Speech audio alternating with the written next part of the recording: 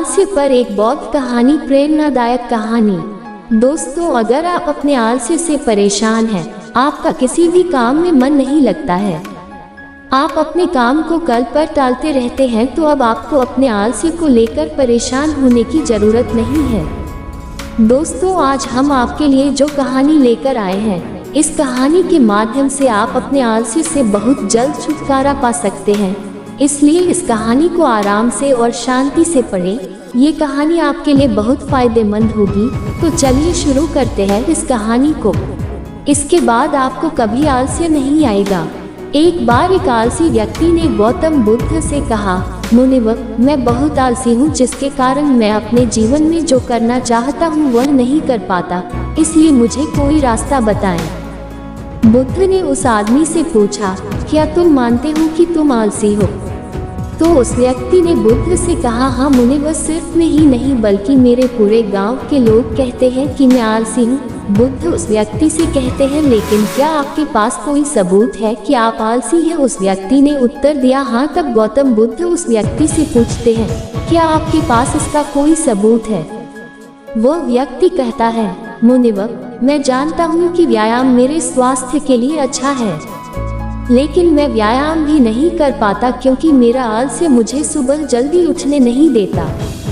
बुद्ध ने कहा, लेकिन क्या तुम्हें पता है आलस्य क्या है? उस व्यक्ति ने कहा, मुझे नहीं पता कि आलस्य क्या है, लेकिन जो भी है वह बहुत बुरा है। बुद्ध ने कहा, सबसे पहले तुम्हें ये समझ लेना चाहिए कि जो भी चीज़ प्राकृतिक रूप से उसका कुछ न कुछ उपयोग होता है वह बुरा नहीं होता है या अच्छा। आलस्य एक भावना है, यह एक विचार है जो हम अनजाने में खुद से पैदा करते हैं। आदमी ने पूछा, लेकिन ये कैसे है मुनिवर? तो बुद्ध ने कहा कि आलस्य पैदा होता है, इसके दो कारण हैं। पहला शारीरिक और दूसरा मानसिक। जब हम अपने किसी भी भोजन को देते हैं शरीर जिसके अंदर जीवन शक्ति नहीं होती, हमारे शरीर में आलस्य पैदा हो जाता है, क्योंकि यह शरीर ऊर्जा से चलता है और जैसा हम इसे देते हैं ये वैसा ही विचार करता है, ये वैसा ही व्यवहार करता है।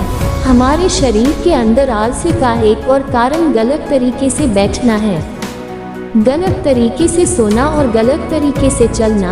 हम कभी इस बात पर ध्यान नहीं देते कि हमारा बैठना, लेटने और सोने की स्थिति सही है या नहीं। अगर हम बौद्ध भिक्षुओं को देखें तो पाएंगे कि वे कब बैठते हैं, उनकी रीढ़ की हड्डी बिल्कुल सीधी होती है। जब वे सोते हैं तो उनके शरीर के किसी भी हिस्से पर कोई दबाव नहीं पड़ता है, और जब वे चलते हैं तो उनके शरीर के किसी भी हिस्से पर कोई दबाव नहीं पड़ता है। उनके दो कदमों के बीच एक लय होती है। शारीरिक स्तर पर आलस्य का तीसरा कारण सुबह जल्दी न उठ पाना है। ये सुनकर व्यक्ति कहता है, हो मुनिवर, मैं सुबह जल्दी नहीं उठ पाता। ये सुनकर बुद्ध मुस्कुरा देते हैं और कहते हैं कि आप सुबह जल्दी उठ सकते हैं जब आप रात को सोने का सही समय निर्धारित करते हैं। तो हर व्यक्ति को अनुशासन का पालन करना पड़ता है, क्योंकि अनुशासन हमारे जीवन में संतुलन लाता है। ज्यादातर लोग अनुशासन को बुरा मानते हैं, क्योंकि उन्हें अनुशासन का एहसास होता है, उन्हें बांधता है। जबकि सच तो यह है कि अनुशासन हमें बांधता नहीं है बल्कि मुक्त करता है। तब व्यक्ति बुद्ध से पूछता है, लेकिन हमें इसकी शुरुआत कहाँ से करनी चाहिए, जैसे ठीक से खाना, बैठना या लेटना, सुबह जल्दी चलना आदि। बुद्ध कहते हैं कि आप इस समय जो भी कर रहे हैं उसे अभी से शुरू करें, इसे ध्यान से करें। पहले आप मन के स्तर पर आलस्य को समझें, अन्यथा अधिकांश स्थितियों में मन ही है जो शरीर के कारण आलस्य पैदा करता है, क्योंकि मानसिक आलस्य का पहला कारण हमारी पुरानी गलत धारणाएं हैं। हमें लगता है कि हम ऐसा करने में सक्षम नहीं थे, पिछली बार भी ऐसा ही किया था, इस बार भी हम ऐसा नहीं कर पाएंगे। जब हम खुद को सक्षम नहीं मानते हैं तो आलस्य अपने आप ही हम पर हावी हो जाता है। दूसरा कारण है छोटे और आलसी लोगों का साथ देना। कभी कभी ऐसा होता है कि आलस्य हमारे अंदर नहीं होता है, लेकिन दूसरे लोगों की वजह से हमारे अंदर आ जाता है। ऐसा होता है क्योंकि हम आलसी लोगों की संगति करते हैं। हाँ मुनिवर, ये बिल्कुल सत्य है, मैंने भी यह अनुभव किया है। तब बुद्ध ने कहा, तीसरा कारण मन की स्पष्टता का अभाव है। मान लीजिए कि आप किसी जंगल में खो गए हैं और शाम हो गई है और आपको नहीं पता कि आपका घर किस दिशा में है, तो क्या हुआ? क्या आप आलसी होकर लेटे रहेंगे या अपने घर की तलाश में कोई रास्ता खोजेंगे?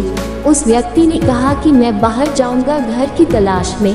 तभी उसने कहा, अगर बहुत कोशिश करने के बाद भी तुम्हें घर का रास्ता न मिले तो तुम क्या करोगे? उस व्यक्ति ने कहा, मैं अभी भी इसे ढूंढता रहूंगा, क्योंकि मेरे पास कोई दूसरा विकल्प नहीं होगा। कई विकल्प हैं, अगर किसी के पास एक ही विकल्प है तो उसका दिमाग बिल्कुल खाली होगा। यदि आप व्यायाम नहीं कर पा रहे हैं तो इसका कारण आपके मन में स्पष्टता की कमी है, जिसका आपको भविष्य में सामना करना पड़ेगा। उन रोगों से होने वाली बीमारियां आपको दिखाई नहीं देती। आप उन बीमारियों से होने वाले दर्द को महसूस नहीं कर सकते। आगे गौतम बुद्ध ने कहा कि आलस्य का चौथा कारण यह है कि कोई भी काम करने में मन नहीं लगता। मान लीजिए आप सड़क पर कहीं जा रहे हैं और काफी दूर चलने के बाद आप थक जाते हैं और चलने का मन नहीं करता। ऐसा तब हो रहा है जब आप किसी शेर को अपने पीछे भागते हुए देखते हैं। तो क्या ऐसी स्थिति में भी आप अपने आलस्य के कारण वहीं रुकेंगे? नहीं, तो समझ लीजिए कि आलस्य आपको वह काम करने से रोकता है जिसे करने का कोई बड़ा कारण नहीं है। तब उस व्यक्ति ने बुद्ध से कहा, धन्यवाद मुनिवर, अब मुझे आलस्य का पूरा खेल समझ में आ गया है। भगवान गौतम बुद्ध उस आलसी व्यक्ति से कहते हैं, मेरी एक बात हमेशा याद रखना, जहाँ स्पष्ट हो या कोई काम करने का कोई बड़ा कारण हो, वहाँ कभी आलस्य नहीं हो सकता। दोस्तों, आलस्य मनुष्य का सबसे बड़ा शत्रु है, क्योंकि आलस्य जीवन में कभी भी प्रगति नहीं कर सकता। चलो, आलस्य मनुष्य को इतना निकम्मा बना देता है कि उसे परिश्रम से घृणा हो जाती है और वह सदैव आराम की अवस्था में ही रहना चाहता है।